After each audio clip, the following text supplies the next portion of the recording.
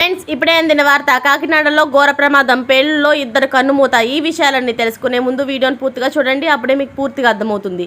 అదేవిధంగా చాలామంది సబ్స్క్రైబ్ చేసుకోకుండా వీడియోని చూస్తున్నారు, దయచేసి సబ్స్క్రైబ్ చేసుకోండి.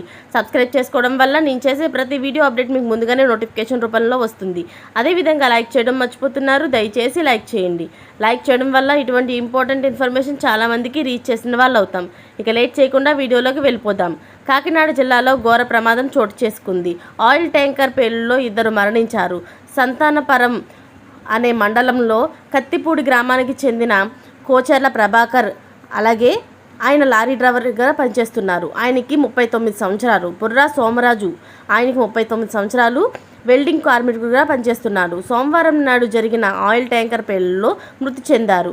ఈ ఘటన కొల్లాపూర్ మండలం దుర్గాడ గ్రామానికి సమీపంలో చోటు చేసుకుంది. స్థానికుల సమాచారం మేరకు పోలీసులు సంఘటనా స్థలానికి చేరుకున్నారు. కొల్లాప్రోలు సబ్ ఇన్స్పెక్టర్లైన ఏ బాలాజీ తెలిపిన వివరాల ప్రకారం జి గంగాధర్కు చెందిన ఖాళీ ఆయిల్ ట్యాంకర్ వెల్డింగ్ మరమ్మతులకు చేస్తుండగా పవర్ఫుల్ పేలుడు సంభవించింది. వెల్డింగ్ ప్రక్రియలో అవశేష చమురు మండడం దీనికి కారణమని పరిశోధన సూచిస్తోంది.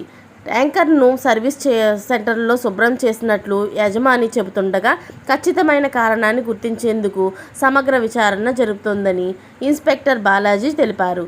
పేలుడు తాకిడికి ఇద్దరు కార్మికులు మృతి చెందారు. ఈ ఘటనపై కొల్లాపూర్ పోలీసులు కేసు నమోదు చేసి దర్యాప్తు చేస్తున్నారు.